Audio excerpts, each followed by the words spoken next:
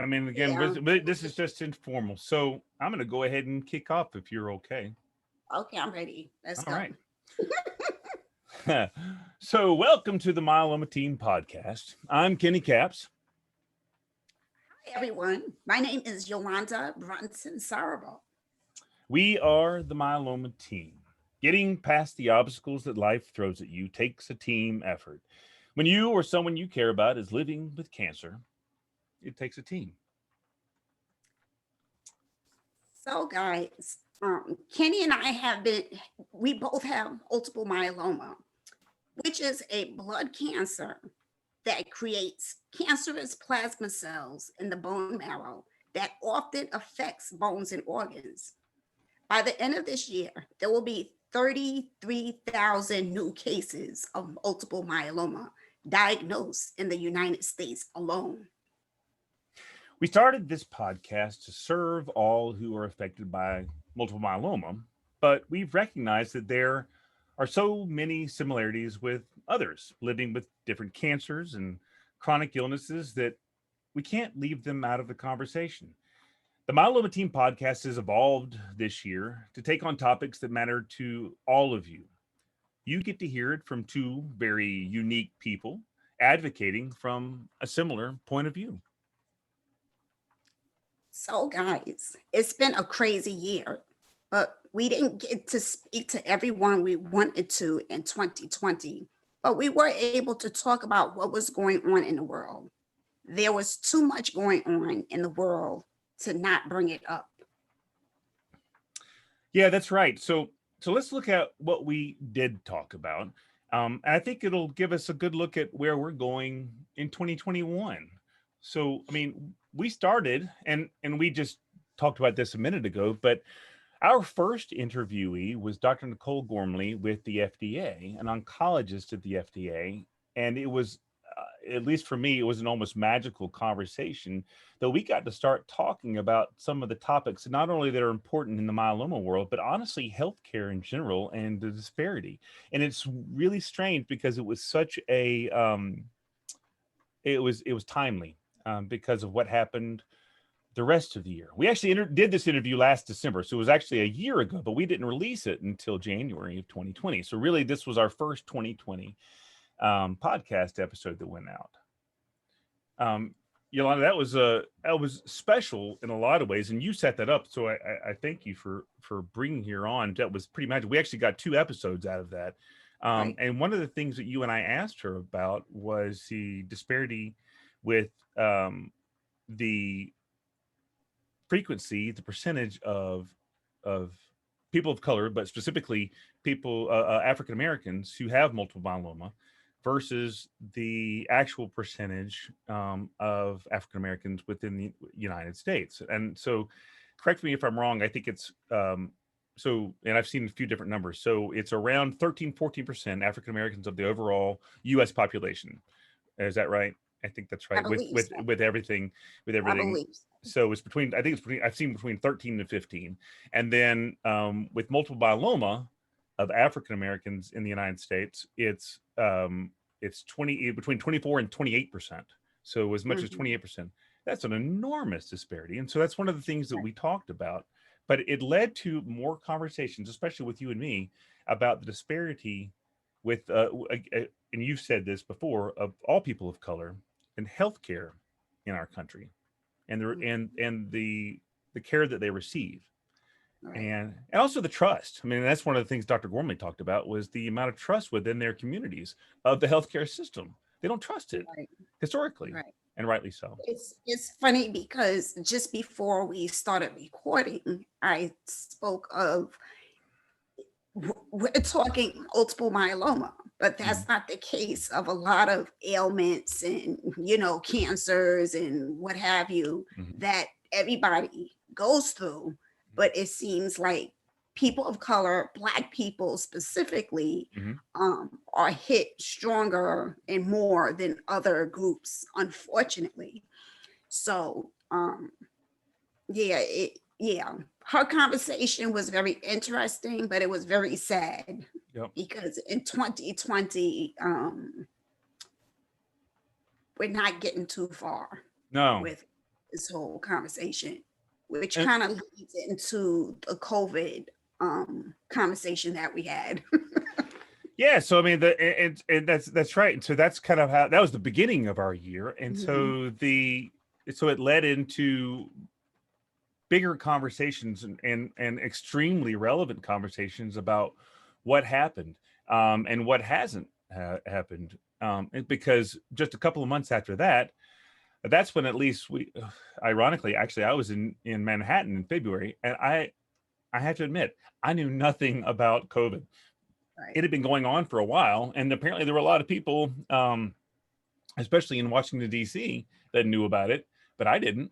Mhm. And So I came home from. So I guess in the middle of February, I came home from New York to where I live in North Carolina, and in the middle of February, and just a couple of weeks later, that's when it started blowing up, Right. especially in New York, in the Right. city. Um, and that's when it happened. And that's crazy. And I know we don't have a whole lot of time today to go through this, but so what were you doing before, and what do you think that you lost from all of this Well, after the pandemic?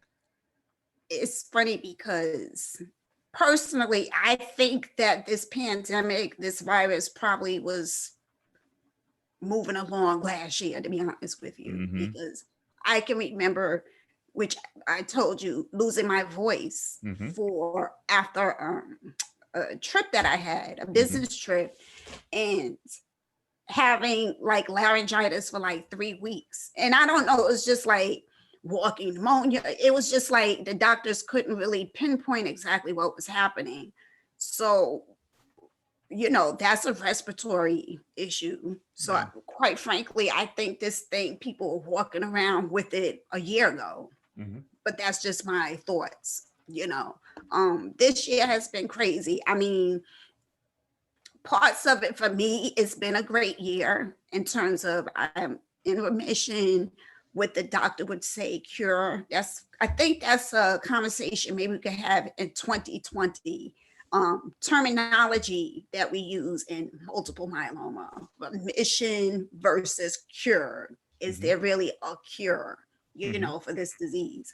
But just like everybody, just moving around safely, Mm-hmm. trying not to get infected, you know, with Yeah. whatever this thing was or is.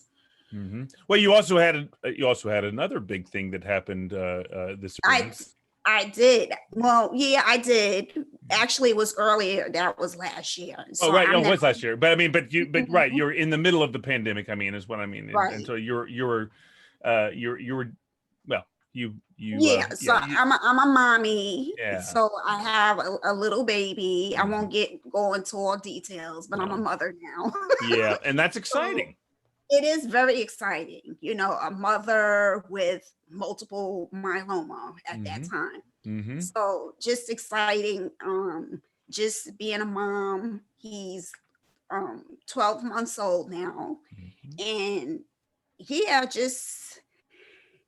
yeah, and he's starting to walk. So should I say any more to that? No, I think that's fantastic. And it's interesting. I was thinking about you just the other day because my oldest, who is 19, he'll be 20 in January. So he was born at the end of January of 2021. So he was 9 months old when 9/11 happened. And Wow. so it was, which in my, at least in my head, that was the last sort of global, or at least certainly in life changing thing that Of course. happened. And so it's interesting that your little one has entered another, what I think is life altering Exactly. event. Exactly. These kids, especially my kids at their ages, they'll never forget this. This was insanely impactful, and it. I don't know so much they think it was scary as it is just again they remember the before. There's always the before times and the after times, and so for them, there was no before times for 9/11. But Mhm. and same thing for yours. There's no before times. So whatever comes of this, how we change, and I think we will, it'll be different. Hope so. Yeah, I hope it changes for the better. I really do. I hope that we don't get so scared that we all walk around in giant bubbles. Um, Exactly. but it's going to be different. Because we're going to recognize the threat now. We didn't see it before. I don't think any of us did. So moving on. So the next major thing that happened, at least from where I stand, that of this year, was when George Floyd was killed. And that of course y'all remember was when a police officer held George Floyd under arrest, where he had his knee to his neck for an extended period of time, and he died. He asphyxiated, and that brought up the very real and maybe under the surface sometimes bad actions, if you will, of police officers, and how blacks are treated in our country. People of color are treated in our country and have been for not just generations, but a few hundred years. Mhm. And so we're addressing that. Black Lives Matter as a movement isn't necessarily new, but for some reason this was the trigger, and there were lots of them that were but it seemed like it was the big one. It was it, and Yeah, maybe like and this summer was crazy yeah. because um of course George Floyd's murder, if you will. Right. And then Arbery, I can't think of his name. Ahmaud Arbery. Yeah. Ahmaud Arbery, Yeah. I In think Georgia. Rice. I mean, there's been a couple, Mhm. unfortunately, down the The line. the girl in a woman, excuse me, young Breonna woman Taylor, In Louisville, right?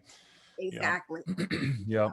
Um, So, yep. And Ahmaud Arbery was, of course, he was a runner, um, mhm. and um, and the fact that he was And looked at he different. was basically chased Yep. and killed. And killed. Yep. I mean, we had a strong conversation on that episode. It's just crazy that in 2021 I think for black people we have to explain what Hmm. Black Lives Matter means. Sure. Obviously, again, all lives matter. Yep. Duh. But But that's not the point. That's not that's why not it's the being. point. Yeah. But some people, they still want to stress that, you know, that matter of, but it's not just your life, it's all of our lives. But you're not the one getting killed, you No. know, like to the Hmm. massive numbers that we Sure. are, you Yep. know. So it's like that's like a episode 2, 3, and 4 to Yep. do, like Yep. break down that whole thing. But And yeah, I'd like to do that sometime. I'd like to yeah, I'd like to bring that. I'd like to really talk about that, because it's still something that's very relevant and very important, and it will be, unfortunately, for some time to come, because right. And the this isn't gonna be a quick conversation fix. has to be had, Yep. because I think a lot of people have been in denial for Yep. so long. Yep. So just to keep that conversation going and Sure. just to learn from each other Hmm. and to improve ourselves as Hmm. human beings on this earth, Yep. you And so, know. in the context of where you and I are coming from, I'd love to have the opportunity in the future, hopefully not too distant future, to talk to those who have been affected by that, whether it's in a healthcare component, which would seem kind of obvious since we're the myeloma team, but because I know that they're out there. I know that people have had disparity of treatment. Their treatment experience is different than someone who is not black. And so I'd like to talk to them about that. I mean, really serious, without drama involved, but to truly Mhm. talk about what it is that they're experiencing, and their thoughts on it, and maybe some of this conversation. I think we could be a small part in moving this conversation forward to where we can say what used to happen as opposed to what's happening now. I That agree. And so I'd love to hear if anybody's listening to this and have some good ideas on that. Please let us know. We'd love to talk to them and have an opportunity. It doesn't have to be cancer. Could be other things, but I'd love to hear about it, and especially this discrepancy, how they feel like they've been discriminated against within the field. So, or Right. even from a healthcare provider standpoint, how they've seen it happen within within healthcare providers, other healthcare providers that may be treated for, maybe even with themselves. This isn't calling people out. It's just trying to address an issue, something that has to be overcome. So, and we can't do it unless we kind of put it all out there and go, okay, this is what we've got. And so now let's start to move things into place where they're supposed to be, and let's fix this problem.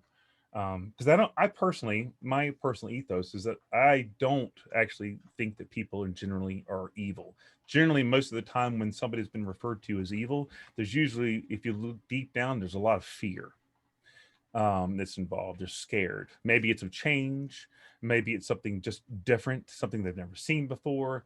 Or it's just maybe it's misinformation. They just didn't know. They were told the wrong thing about something that they shouldn't be afraid of at all. And so, but you can't do that. You can't address fear until you address it. And so I'm open to doing that. So I would love to do that. So we've already talked a little bit about you, about what your year entailed. Before I get to that, I'd like to ask you, how is it beyond this? Rephrase that. How do you see 2021 working out for you? Do you have any big projects coming up? Anything major that you're excited about? For sure. So for those anything who you tell us. Oh, okay.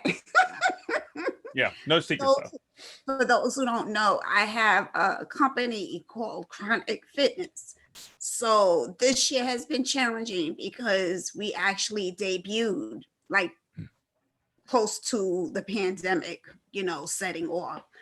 So for me, it's just been thinking of different business models, to pivot. I think a lot of people with small businesses, startups have had to do a lot of pivoting.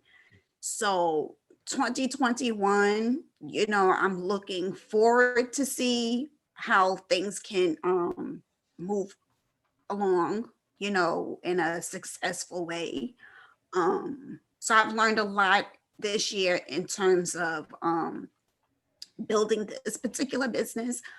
So for those who don't know, I'm a certified personal trainer.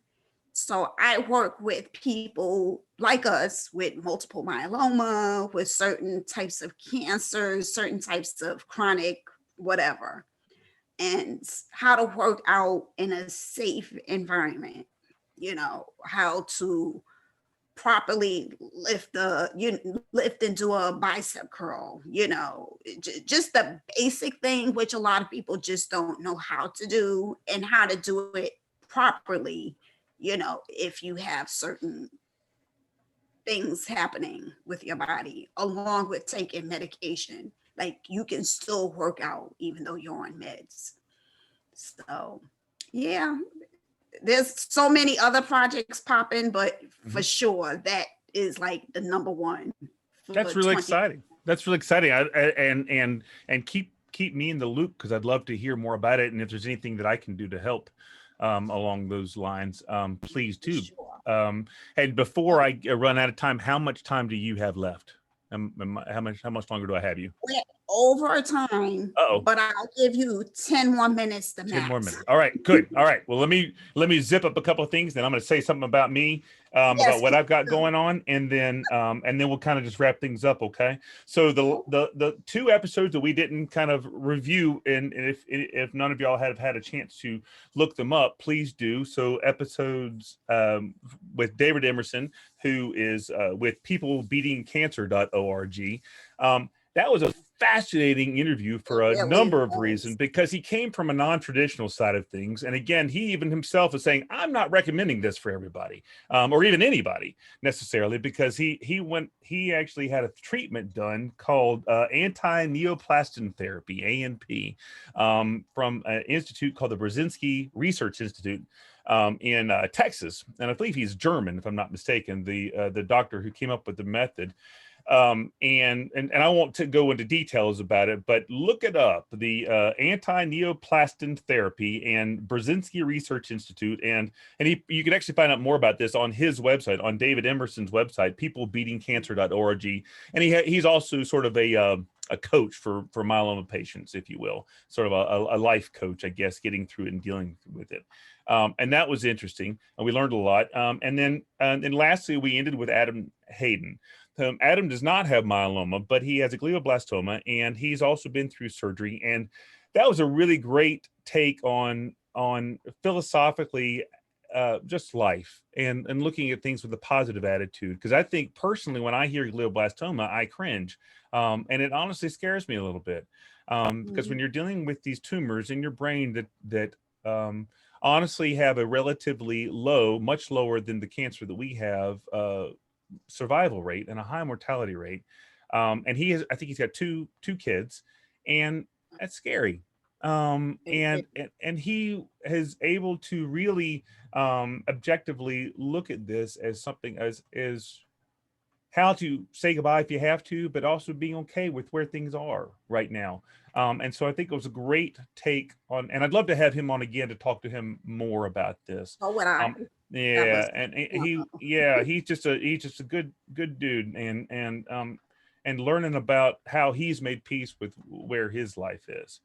I really enjoyed that. So so quickly, about me. I assume that most of you know that I run a nonprofit called Throwing Bones.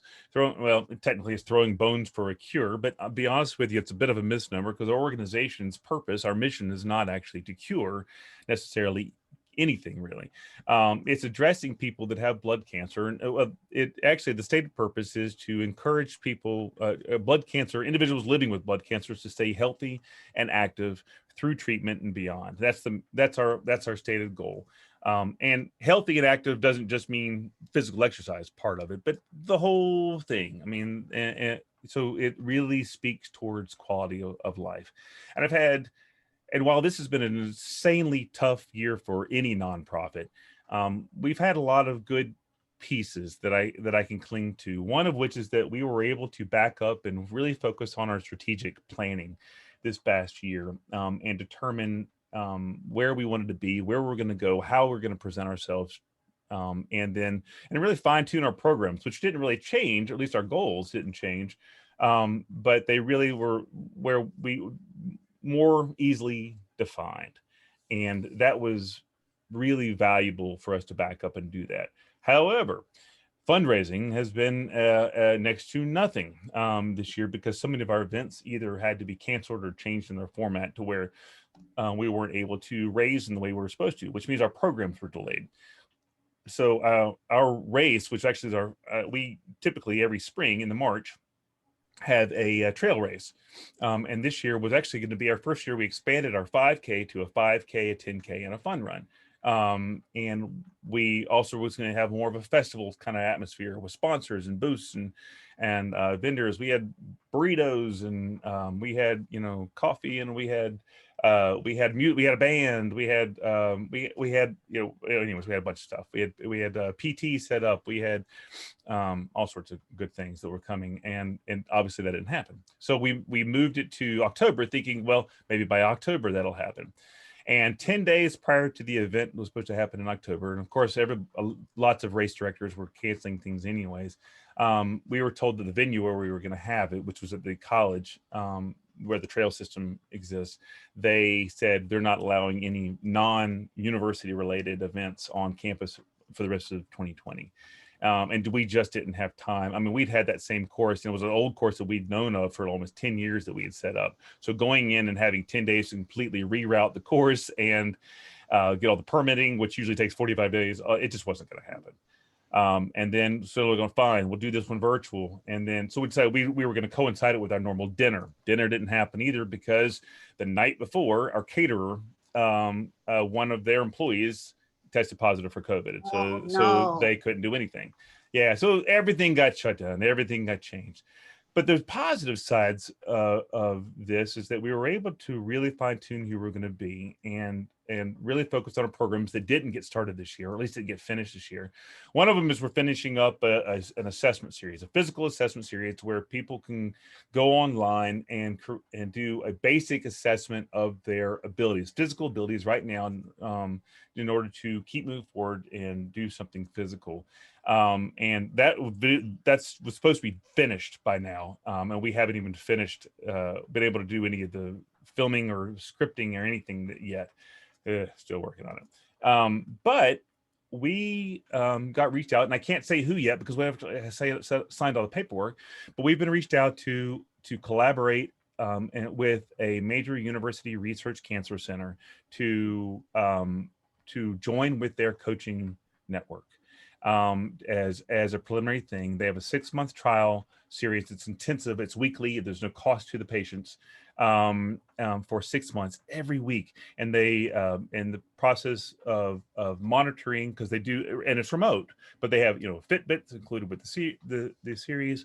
But after the 6 months, then Throwing Bones would take over the coaching system for them if they want to continue on. And then people that don't need that intensive of a coaching system can go ahead and start with Throwing Bones coaching. So we're working on getting our platform done for that now.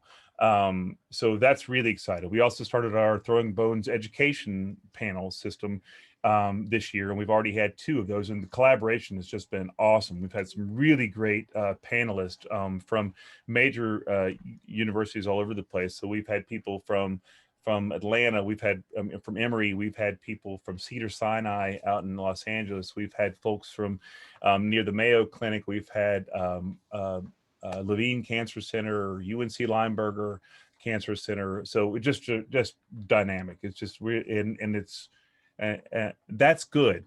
Not equating to a whole lot of fundraising dollars, Right. but that's a goal for next year. Anyway, so all that to say, the future is looking bright in 2021 if we can get a lot of this collaboration, and I can get people to help me do things. I've got a fantastic board, and so I'm excited about this personally. And the last thing, and I'll wrap it up. And my health is I'm not in remission, so I did not hit that. And so since I had I had an autologous stem cell transplant in 2015, and soon after that, my numbers started going back up, but they kept me stable by putting me back on chemotherapy. Revlimid is the drug that I'm on. And and full disclosure, actually, I just was asked to be an ambassador for Bristol Myers Squibb, which now is the parent company for Revlimid. That is wonderful. Yeah, thank you. I just found that out last week. So, but nice. Thank you. So I do have a, and I'm creeping out of it, but I'm staying on it. So, I mean, right now, so for now we're staying on it. But about 3 years ago, they noticed in a PET scan that I had a tumor sitting on my adrenal gland. And it's very rare to have cancer in an adrenal tumor. It happens, but it's rare. And so they have done 2 different biopsies, and they've come back inconclusive, and meaning that it says negative, but it's really hard, apparently, because of the type of tumor it is, and it's a dense mass. It's tough to get a good read on it. And the only way to really know for sure about anything is to take it out. So they finally decided that it's starting to light up a little bit. And any of those of you who are familiar with PET scans and that terminology, that when it starts to light up, that means that it's possible that that's something that means it's active, and potentially malignant. So they want to be safe, and so they'd like to take it out. And so unfortunately, they don't get to just take the tumor; they got to take the whole adrenal gland. You have 2, so I get to keep one. And so I'm going to do that on January 8th. Wow. So that's, I won't say it's exciting. Why are you telling me this now? We're recording. Sorry. So it's gonna be okay. I mean, all good. So I'm sure that it's just fine. I'm sure that it's just a safety precaution. But they want to make sure, because it would be a lot worse, of course, if it started to grow and so forth, and it did turn out to be bad. So better know now. Now I'll be fine. I'll be fine. So that's my big news, I guess. Yeah, that's a biggie. Yeah, that's a big news. So, and I haven't really talked about it. I actually haven't said that publicly yet until we're just now. So I outed myself. Yeah. So, anyways, all good. So, you ready to wrap this up? Yes. Okay. Unfortunately, we have to. I know. So thank you for this year in review. I've really enjoyed this first full year of the Myeloma team. I'm really looking forward to doing more of this next year. And we'll do it even better, and we'll do it with more guests. We've already talked about our wish list for this next year. We've got so many great people that we'd like to have. And so I won't go into who you want to have. But yeah, what do you think? Well, I have one Mm. that she and I spoke many moons ago. But Kathy Guesti, if I'm saying her name right, of the Multiple Myeloma Research Oh, Foundation. Kathy Juicy. Yeah, actually, yeah. Juicy. Yeah, Okay. yeah, she's And actually on my wish list too, and I've tried to reach out to them. So and I think I've kind of gotten the Heisman a little bit from them, but we'll keep I think it's possible because I knocking on the door. know some people. Maybe if I push some people, maybe we can get in that door. Let's keep knocking, and maybe they'll Yeah. answer eventually, right? Yeah. Yeah. So it really has been a wild year. Thank you, my friend, for doing this with me as well. I think we're getting better at this for sure. Yeah, absolutely. Maybe. So, or else we determine we need several good sponsors so that we can afford a better producer. Right now, Yeah. that's me, and that's not my thing. So I just sort of blow what you see is what you get. And we're real and raw. So we'd love to have somebody else who could jump on, and we're working on that too. So, on that note, if you have any questions for me or Yolanda, or like to have a conversation with us on a particular topic, or you're interested in sponsoring this podcast, please contact info@myelomateam.com. Our Patreon partner page is patreon.com/myeloma team. Your patronage will help us do more. We're on your team. Happy holidays, everyone. Happy holidays. See you next year. See you in 2021, a better year. That's right. Hopefully. Yeah. All right. We're out. Yolanda, thank you so much. And sure, I mean,